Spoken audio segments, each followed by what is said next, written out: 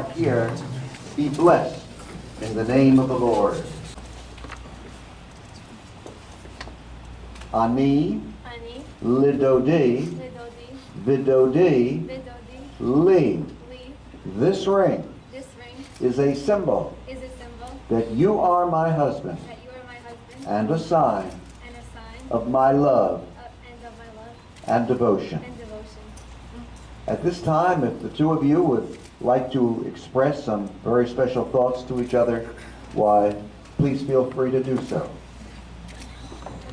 Josh, I want you to know how lucky I feel to have found the perfect person for me. From the moment I first met you, I knew there was something so special about you. You make me laugh, smile, and feel at ease every time that we are together. You are smart, kind, gentle, and giving. You have an optimistic outlook on life. You are extremely loyal to your friends and family. I am very fortunate to have found you, and I know that we are going to have a wonderful life together. I'm excited to start this wonderful journey. Alyson, it is difficult, if not impossible, to say a few words about who you are, how much I love you, and why I am the luckiest guy on earth. But I will try. You are compassionate, thoughtful, and patient.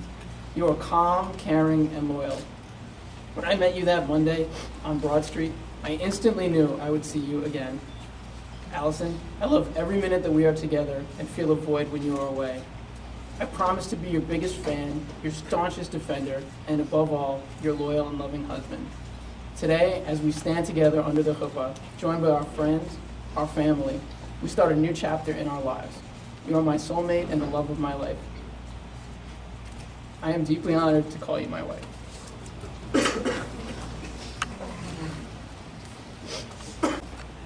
At this time, it's my great pleasure to read to you from the Ketubah, the Jewish marital contract which binds your lives in accordance with Jewish law and tradition. In the name of the Lord, the eternal God, Amen, this Ketubah witnesses before God and man that on the 7th day of the month of Kislev, in the year 5771, corresponding to the 13th day of November, 2010, the Holy Covenant of Marriage was entered into between Joshua Simon Hurwit and his bride, Alyson Stacy Lifshitz. Duly conscious of the sacred obligations of marriage, the bridegroom made the following declarations to his bride: to be my wife according to the laws and traditions of Moses and Israel. I will love, honor, and cherish you. I will protect and support you, and I will faithfully care for your needs as prescribed by Jewish law and tradition. And the bride made the following declaration to the groom: in accepting the marriage ring, I pledge you all my love and devotion, and I take upon myself the fulfillment of the duties incumbent upon a Jewish wife. They're declared before God and man that they have signed their names to this ketubah of their own free will, without reservation and restraint, and that they intend to be bound by this holy covenant so long as they shall live. And would you taste of the wine and give of the same to your bride?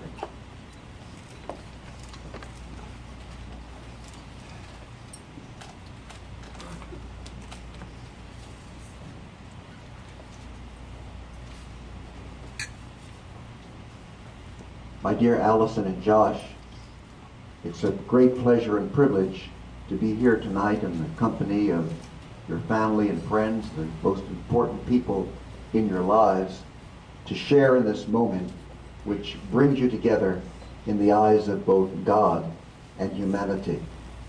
You know that Jewish tradition has it that at the beginning of time, God created one person and one person only, to make sure that no sassy kid would go running around the grounds yelling, "My father is smarter than your father." But even more importantly, in order that a human being should be answerable to himself alone for his own personal happiness. But God saw that it wasn't good for a human being to be alone. And so he came to Adam one day and he said, "Have I got a nice girl for you?" He proceeded to put Adam to sleep, and he effectuated the first rib transplant, making Eve out of Adam's rib with just the right number of ribs and all in the right places. And thus the first marriage made on earth was actually put together up in the heavens. It was a much simpler affair than this. There was no caterer, no bridesmaid, no best man, no other side, no envelopes, no photographer.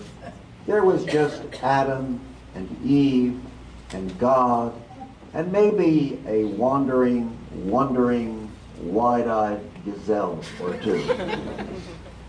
And Adam's first words to Eve, and they're right there in the Bible, you can look it up, were Zot etzem mayatzamai. You are bone of my bone and flesh of my flesh. What a wow of a vow. It ought to be revived. I hope that the two of you will always feel so close to each other, both physically and spiritually, that you will want to say, "You are bone of my bone and flesh of my flesh." But, Alyson and Josh, you should know that there is another tradition, and that is that God made Adam for practice. And when he looked over his handiwork, he said, "I can do better than this." And so he made Eve. Therefore, any man who thinks he's smarter than his wife is married to a very smart woman indeed.